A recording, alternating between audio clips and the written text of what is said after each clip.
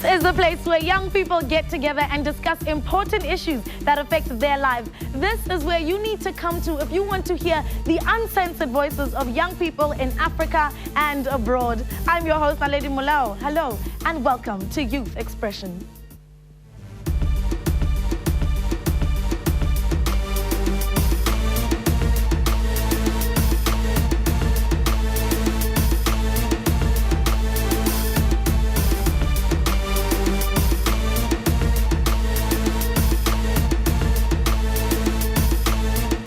It's day 16 and Israel continues to pound the Gaza Strip, and there's no sign of let-up on either side. In fact, Israel and Hamas have vowed to keep fighting, ignoring international calls to stop the Gaza conflict.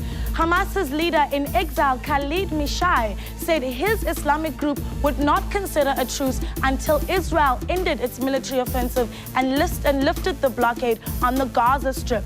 This after Israel occupied the area on the 27th of December. Tonight we ask on Youth Expression, does the call for a boycott of Israel and its allies stem from the dislike of Jews, or do we have enough reason to cut off all ties with Israel?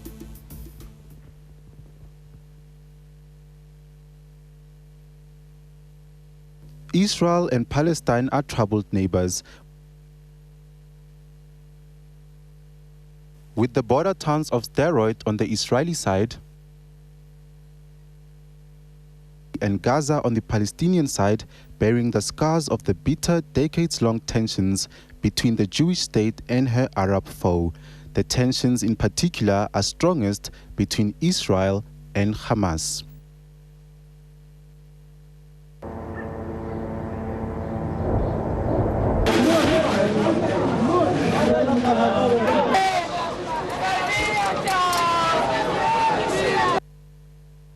For the past 2 weeks, the world has watched in awe as Jerusalem abandoned its moderation in dealing with the violent forces within Hamas. But Israel's supposed retaliation of Hamas' sustained terror along the borders has left behind it corpses of over 800 civilians, plus a humanitarian crisis.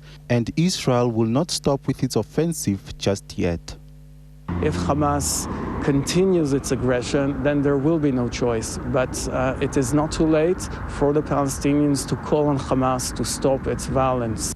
We fear, and we have reasons to do so, that Israel will delay its acceptance and the implementation of the ceasefire. Israel has ignored this resolution for a ceasefire, sparking daily anti-Israeli protests from around the world. And although not a new demand, calls for an economic and diplomatic boycott on Israel are intensifying. Yes, as we free here in South Africa, the Palestinians have to be free, inshallah, inshallah, inshallah. The frustrations over the Gaza conflict are also directed towards Israel's supporters. On Thursday this week, about 300 students destroyed a KFC in Indonesia, and only because KFC is an American company. America is Israel's greatest ally. But even as we look beyond the Gaza conflict, we're asking the question, will young people in Africa afford to boycott their favorite shops and products in the name of making a political statement? I would, I'd boycott it and wouldn't support it. No, I wouldn't do that. Because it depends exactly when they support the war, in what way are they supporting. Either way, it's my right to buy whatever I want to buy. I will never support anybody, for that matter, who fight with any other human being. Buying it means that I'm supporting the war. The argument from the global Jewish community in regard to sanctions is that of anti-Semitism. Most say that the call for boycotts and the severing of ties with Israel is based on prejudices against Jews, and that crimes perpetrated by the Palestinians are ignored. So, to begin the debate, do we have enough reason to cut off all ties with Israel, and is the call for a boycott of Israel and its allies anti-Semitic? Here at Youth Expression, the opinions of young people are what drives us. So later on in the show, you'll be hearing from the young people that have joined us in our studio. But before we do that, let's meet our panelists that will steer our discussion in the right direction. We are joined by Bongani Masuku of the Congress of South African Trade Union. Thank you so much for joining us, Bongani. Thank you. We're also joined by Muhammed Desai, leader of the Wits University Palestinian Solidarity Committee. Welcome to the show. Thanks. And in our Cape Town studios, or rather over the phone in Cape Town, is Professor Virginia Tilley, researcher with the Human Sciences Research Council, on the line with us from Cape Town. Hello, Professor. All right, unfortunately, we were unable to secure Jewish participation on tonight's show for reasons that I will read out in a statement. The South African Jewish Board of Deputies, on request to come to the show, sent us a statement letting us know that they would not be able to make it. The statement said, why is it only the question of whether Israel should be boycotted that is being considered? There is no attempt to call upon Palestinian leadership to account for the prolonged campaign of violence it has been waging and continues to wage against Israel and its people. I think this is a very important thing that we need to kind of bring up here. Unfortunately, we do not have Jewish representation right now with regards to the matter. But I think here's what the main question that we need to ask. Why do we need to boycott Israel? Mohammed? During the 70s, during the 80s, Senzanina, this was asked in the townships, what have we done? The same question is asked by Palestinians. What have we done to deserve these massacres? What have we deserved to deserve this occupation? Well, the answer is simple. You were born Palestinian. In South Africa, your crime was that you were born black. However, I too asked, what is Israel going to get out of bombing the Gaza Strip? The Gaza is arguably the world's largest open-air prison, 1.5 million people. However, you see, what Israel fears is something very simple, and that is the human spirit. The human spirit that wants to live, the human spirit that will resist, the human spirit that wants to exist. It is the same human spirit that was evident in other struggles, the anti-colonial struggles, the anti-slavery struggle, the anti-apartheid struggle in our own country. Indeed, it was this human spirit to exist that was present in the Warsaw ghettos. This spirit to say that I am a human being and that I need to be respected as a human being. And it is the same spirit that is the lifeblood of the boycott, divestment, and sanctions campaign. It's a lifeblood in the sense that it's well encapsulated in the notion of Ubuntu. I am because of others. It is a spirit that says when one person of the human family has been harmed, I too have been harmed. Okay. Yeah, I think we should hear from you then, Bongani. Tell us a little bit about, what do you think the boycotts will do? Do you think that, we will see a change if we do boycott Israel and some of its allies? And I think a very important question to ask here as well is that, the Israelis feel like they are being the victims in this situation. Yeah, no, thanks. I think we must start with, first of all, locating it in proper context. Israel is a colonial or occupying force in Palestine. The land belongs to the Palestinians. Africans, Latin Americans, Asians, all who have gone through colonialism know the indignity or the indignation and subjection that comes, or subjugation that comes with colonialism. The fact that someone can be able to come and occupy your land and turn you into an object of his or her own interest. You cannot be a human being who rules and runs your own country and determine your own destiny. So in that context, if Israel is the occupying force, there will never be peace unless there is justice. And justice can only be the restoration of the dignity and land back to the Palestinians. Having said that, when you engage in boycott or sanctions, we as trade unions use that as a potent weapon wherever, throughout the world, for solidarity. Because every car you buy, every Motorola cell phone you use, you are contributing to the oiling of the machinery that murders and kills Palestinians. The more capacity economically Israel has, the bigger its ability to sustain a war of viciousness over Palestinians.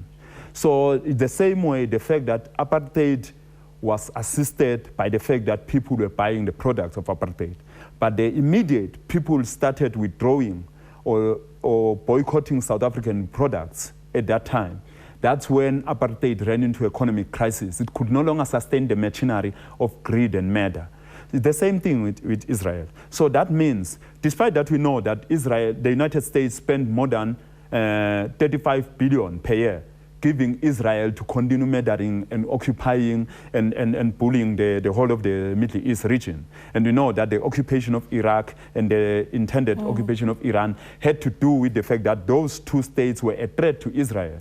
So it's about Israel being the bully in the whole Middle East region. So in summary, the sanctions and boycott campaign are about isolating those who cannot adhere to civilized human standards of respecting other people, first and foremost, not occupying their land, but also stopping the bombing of people in their own country, let alone the suffering of the fact that in the Gaza Strip, they have denied the people there of all their rights, electricity, water, medicine, and all other forms that any human being should have. So that is aside, but generally the occupation first and foremost. Okay. We are still joined by Professor Virginia Tilley. Thank you so much for joining us, Professor.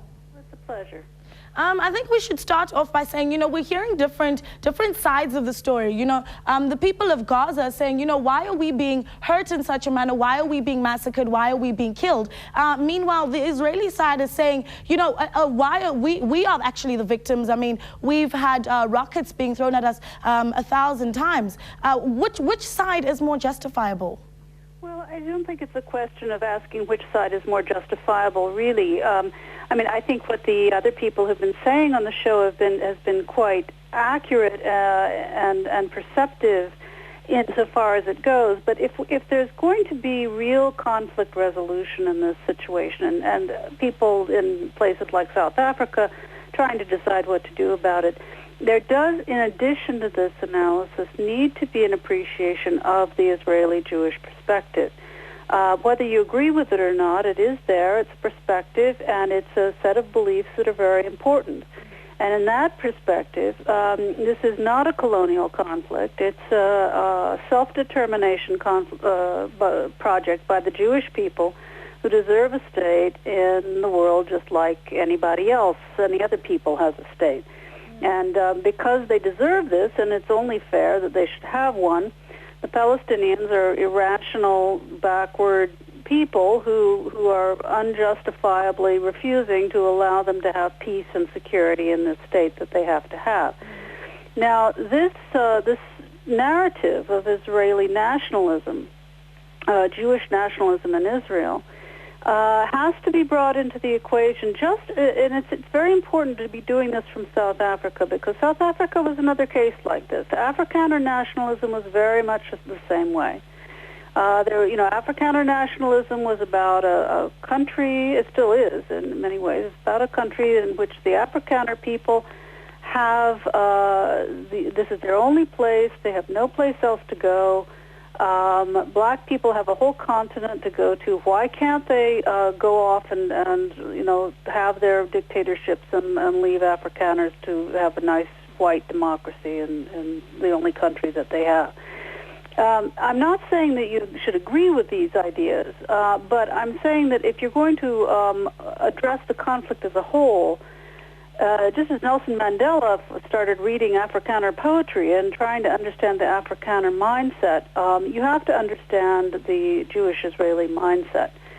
Otherwise, it just bounces back and forth. Now, you don't necessarily have to understand everything in order to act. I think you can have a boycott campaign, for example, without understanding all of this. But if you want to think about why you're having a boycott campaign in Israel or any place else, you have to think about what the goals are.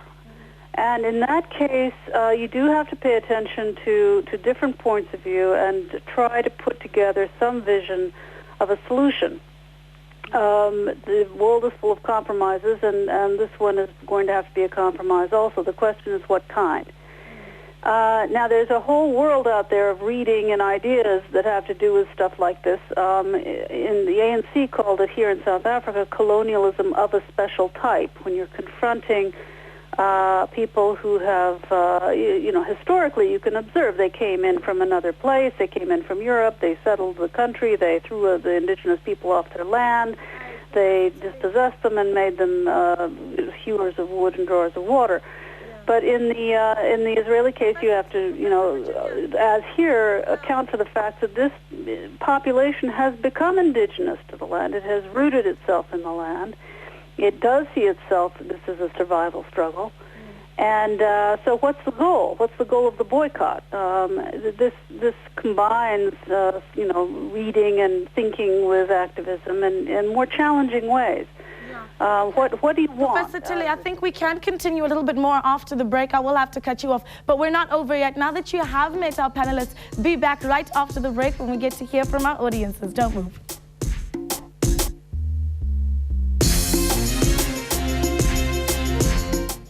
Back to Youth Expression. Before the break, you met our panelists, and now we're going to hear a little bit from the young people that have joined us here in studio. You know how we do, always having young people, making sure that they're opinionated and having a chance to say what they want to say.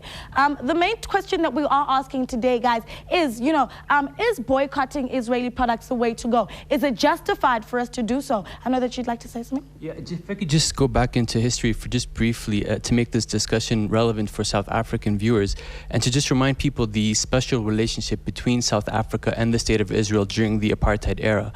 When the entire world was mobilizing to vote against apartheid in the UN, Israel alone, was one of the very few countries after 1973 that voted to either abstain or voted in support of apartheid. When the entire world was mobilizing to isolate the apartheid regime, Israel, up until the late 1980s, was sending arms and training the South African Defense Forces, which was used to kill South African freedom fighters. Israel is one of the few countries in the entire world that established relations with the Bantustans and spent millions of dollars funding them to help sustain them. And you have to ask, why is this the case? And the reason for this is Israeli leaders understood that their fate was tied to the fate of the apartheid regime. They knew that what they were doing to the indigenous population of Palestine is the exact same thing as what the South African white regime was doing to the indigenous population here. And just as boycotts, divestments, and sanctions were used as one of the many weapons to dismantle apartheid in South Africa, I think it's very important that we also use that weapon in Palestine. And one last comment is, we have to understand that BDS is a non-violent form of resistance. When Palestinians resist violently, they're accused by the supporters of Israel of being terrorists and violent people. Now that Palestinian civil society is proposing this non-violent form of resistance, we have the same criticisms from the supporters of Israel. And so this brings us to the conclusion that what really troubles supporters of Israel is not the method of Palestinian resistance, it's the fact that Palestinians have the audacity to resist at all. I think what they would like for Palestinians to do is just accept their misery and suffer in silence. But I think what the last 60 years have shown us is that Palestinians will continue to fight for freedom, just as South Africans did, until we can free our land. Okay, but I think what we need to do as well is that, I'm a little bit upset about the fact that we don't actually have Jewish representation, to also give us that comeback when you do have something to say. But I think, what's very important about the Jewish people is that their biggest complaint is that, they have been victimized too. For the past 20 years, they've had almost 8,000 rockets being blown over into Israel. And I think it's a very important thing, but we need to think about, it's also very similar to what Professor Virginia was saying as well, is that to understand them, you also need to kind of get into their mindset. I know you'd like to say something. Yeah. Thanks. I think that there is a confusion in terms of the ideology first, because we've got people who believe in the Zionist ideology and people who believe in terms of using power and resources that they get from the USA. And I think that the USA has been treated as the alpha and omega by all the countries, and now they are big-headed. They can use their resources to fund people, to kill other people, and all these issues. And I think that the resources that they've allocated to Israel were supposed to be spent in terms of skill development, education, and all these other issues, not instead of killing other people. And I think equally, the other issue is that USA must not be left alone If we come with the boycotts, we must equally include USA. Thanks. Okay. All right. You'd also like to say something? Well, we must remember that the problem isn't with Jewish people, but rather with the political ideology of Zionism. Many Jews aren't, most Jews are Zionist, but there are many Jews that aren't Zionist. There are also many Christians, the white conservative right in the US, that are staunch Zionists. So the problem shouldn't be with Jewish people. An interesting thing for Saudis not coming here today was because they felt it's anti-Semitic. For us, taking the BDS campaign up, we being accused of being anti-Semitic. We're not anti-Semitic. The problem isn't with Judaism. It's with the flawed ideology of Zionism, which is a modern political ideology which has starved 1.5 million people for the past 18 months. And that's why rockets are being fired. And in fact, on the media, we hear the term rockets. We must remember that these are projectiles. They're made in Gaza. They're made with household products. Even though I don't know what the number is, but even if 8,000 missiles or rockets or projectiles were launched into southern Israel, the rate of accuracy is less than 1%. If we look at this current attack on Gaza, up to last night, 821 Palestinians were killed, but the number of Israelis were about 11. So it shows that these missiles doesn't actually threaten anyone. That's used as a pretext. And I think the problem is that Hamas is in power, and it's something we need to look at, that Hamas has the will to go against Israel and not accept a Bantustan. And I think as the ANC didn't accept that, we should never accept a Bantustan for the Palestinians. Okay. I like the fact that you mentioned a bit about, the Jewish people and some of the Israelis coming with the argument that, you know what, boycotting our products is anti-Semitism. Perhaps you can give us a take on that. Is it really anti-Semitic to boycott products from Israel? Bongani? I think we must first of all separate. There are excuses that are used conveniently because the evidence in front of them is so much overwhelming. So they must find all sorts of shallow excuses. Fascism, racism, apartheid are all ideologies of superiority based on the assumption that a particular race are the preserves of a particular privilege or particular privileges. The rest are subhuman. So therefore, anti-Semitism is an attempt or a justification by Israel to attempt to confuse the debate into some religious corner. The issue here is, who would hate Israel if it were to stop occupying Palestine and bombing Gaza? Certainly the apartheid regime, you remember in South Africa, that it used that same regime, all sorts of shallow excuses against itself. But now that South Africa is a democratic society, who is concerned or attacking whites in South Africa? Certainly no one. So the point of the matter is that if Israel were to stop oppressing or persecuting the Palestinians, then certainly anyone who will continue to persecute them would necessarily be Semitist. But for now, it can't be anti-Semitism. It's about the acts that they carry out against other people. In fact, if it were to be used correctly, the inverse may be true. The truth of the matter is that they are practicing Semitism against Palestinian people. So they want us to accept that they must continue to be a privileged group that has exclusive right and monopoly over violence and the right to unleash as much subjugation to other people as possible. Sure. Okay, I think what we have done is that a lot of the time today we've actually we've done quite a few comparisons between, what's happening in Gaza and right here in South Africa with regards to apartheid and so forth. But now I think what's a very important question to ask, which was also raised by, the Jewish side of the argument before they actually declined and said they wouldn't be able to make it, was that, their biggest worry with coming on the show was that now we're going to create a divide between the Jewish people here in South Africa and the Muslim people here in South Africa. Are we seeing a gap right here in South Africa as well, and in other countries outside of just the Middle East? Ridiculous. This is an argument that's brought up over and over again. In fact, I think that the protests that we have witnessed in South Africa have seen a strengthening of links between Jewish people and Muslim people, and in fact, all those that have come out on the streets to say no to this carnage that is happening. To go back to something that one of the audience members raised, yes, in many ways, our links to Israel is a hangover from the apartheid days. But guys, we're not doing this here out of the boycotting or divesting from Israel is not done out of sympathy or just mere outrage. We are guilty. We are complicit in every bullet that is shot in Gaza. Our trade with Israel has increased by 14% with regard to imports and 24% with regard to exports. Our exploited labor, the profits from our exploited labor here in South Africa, these profits get sent over to Israel to fund some more bullets, to fund some more of this carnage. And so it's not merely out of sympathy that we have to act, but we have to say no, that this is not going to be done in our name. We are doing this here so that we can walk on the streets of the international community without any shame, without taking part in this carnage. But one more point on this Jewish reaction.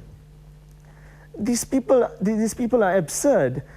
The day after the attacks, the day after 200 Palestinians were killed in a mere 15 minutes, the South African Jewish Board of Deputies comes out with a statement that unapologetically supports the attacks on Gaza. What kind of people are these? People that come out to support the state of Israel. And as soon as protests start taking place in South Africa, they don't want anything to do with it. I don't know whether there is any need for dialogue with people who don't want to recognize suffering, people who don't want to recognize violence. Okay, I'd like to hear a little bit more from the people in our audiences. I know that we haven't given them enough time. There's a gentleman over here that would like to say something. I think the claims that we are possibly creating a divide within our own nation, which has focused very hard on nation building in the last 15 years or so, I think that making those claims is trying to push for that eventuality to occur. No one has called for a boycott against Jewish companies. If that was the case, we would be going around within our own borders and trying to identify who or might not, which businesses are. But that hasn't been done. No one has and no one is calling for a boycott of Jewish business. That would support the claim of being anti-Semitic. The calls are only for a boycott against companies, whether they are Jewish or not, that support the Israeli regime. Okay, thank you so much for saying that. You can pass it over there to the gentleman at the back, actually. I just wanted to say something just short. The two major religious factions here really are the Jewish and the Muslim people. Essentially, I actually think that the key here is sharing. If you think about it, both the religions teach, God states and teaches that the religion should say that they should share. Why is it that the Muslims and the Jews keep fighting around? Why can't they just share? If there's a piece of land there, both of them use it. I mean, just a very simplistic thing. But I mean, both the religions, they are being, hypocritical about the religions. Both religions teach them this and they go against it. I mean, I really think that the key here is going to be sharing between them. I mean, honestly, the boycott would be a brilliant idea because it can stop this entirely. It will really stop the funding into Israel to cause this carnage that's going on. I mean, really, I think that really is the key, and the boycott is a very good idea. Okay. Well, we've heard from our young people in our audiences. We've heard from our panel. Thank you so much for joining us. We'd also like to say thank you to Professor Virginia Tilly that was in Cape Town with us. It was lovely speaking to you. We do know that there is a prayer session held by the Jewish people of South Africa today, praying for solidarity and peace in the Gaza area. Sadly, we have reached the end of the show. It's very important that young people speak out and stand up against violence. Have your say, and let's all encourage each other to not just sit back and do more when we see injustices such as these taking place. Make sure that you catch next week's show when we have young people here in studio with us talking through more important issues. That's Saturday, 6:30 Central African Time, only on SABC News International. This is Naledi Moleo saying never stop expressing yourself. Now, Israel and Hamas have vowed to keep fighting despite international calls to stop the Gazan conflict. The fighting entered a 16th day today with heavy clashes between Israeli troops and Palestinian fighters. Hamas leader in exile, Khaled Mishal, said his Islamist group would not consider a truce until Israel ended its military offensive and lifted a blockade of the Gaza Strip. 31 more people died in fresh Israeli airstrikes in the Gaza Strip. Emergency services say 50 more were wounded in airstrikes and tank shelling on houses in the enclave. The death toll since the beginning of Israel's offensive in the Gaza Strip, which began on December 27th, has now surpassed 820 killed and more than 3,000 wounded. New York-based Human Rights Watch has accused Israel of using white phosphorus munitions and warned of undue suffering to Palestinian civilians through severe burns. Israel says it uses only weapons permitted by international law. It has accused Hamas of using civilians as human shields.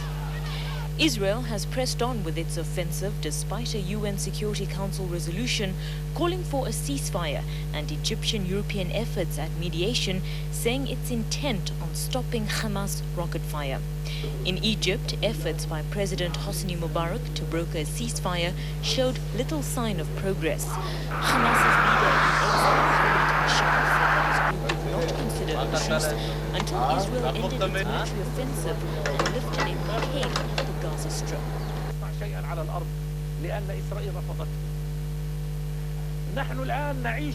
Now we are living in the hardest days, so we want stronger resistance in Gaza, and we want a third uprising in the West Bank and the Arab and Islamic streets until the aggression ends and the enemy withdraws from Gaza and the crossings are opened. ويرفع الحصار وتفتح المعابر على أرضنا المباركة في غزة.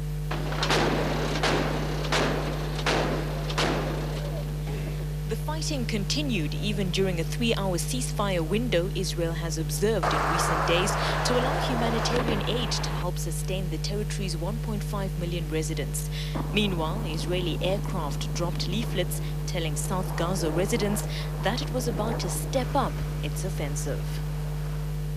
On the diplomatic front, Egypt has ruled out allowing international troops on its border with Gaza as part of a possible ceasefire deal between Israel and Hamas. More Hamas rockets bring injury and damage to the Israeli city of Ashkelon. 2 Israelis are wounded. Israel's 2-week bombardment of Gaza has clearly failed to destroy their military capability. And how Hamas gets hold of its weapons is a key issue for Israel. Some diplomats believe deploying foreign troops along the 15-kilometre border with Egypt might prevent some smuggling. Egypt and Germany's foreign ministers have been discussing the option, but only a compromise deal could be reached. This morning, we agreed that in the next few days, a group of experts from Germany will travel here to discuss with Egyptian experts what we can do to help equip or train the Egyptian border police, or even help them develop border control strategies. Hamas has just released a new video of what it says are attacks on Israeli soldiers inside Gaza, more proof perhaps of their military capability. Egypt says most Hamas weaponry comes by sea, and war will never stop the rocket attacks. They will not achieve the destruction of Hamas. No one can destroy a resistance movement. No one, whether in Gaza or outside of Gaza. And that's what we are telling them, go for a political settlement. Whether the German deal will persuade Israel to end or at least pause its current offensive isn't clear. And for now, the bombing goes on. 8 members of one Palestinian family died in one of the latest Israeli airstrikes on the Jabalia refugee camp. The total number of Palestinians killed in the fighting now stands at least 821. 13 Israelis have also died. Across the globe, protests for and against the Israeli offensive in Gaza rage on. In Paris, France, protesters clashed with police at the end of a pro-Palestinian demonstration. Dozens of youths threw projectiles at riot police, vandalized bus stops and burned parked motorcycles. And in the USA, protesters faced off with pro-Israeli demonstrators in Washington, D.C.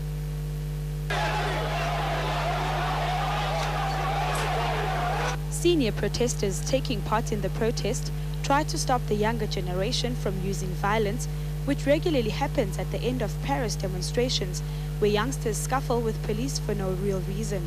Organizers of the march said that over 100,000 people took part in the Paris demonstration and 3,800 police were mobilized.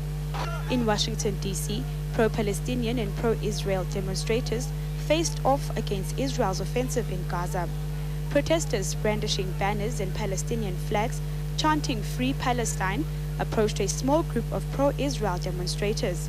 A minor confrontation ensued, but it was quickly broken up by police. Tens of thousands of demonstrators also marched in cities across Europe and the Middle East on Saturday to protest against Israel's offensive in Gaza.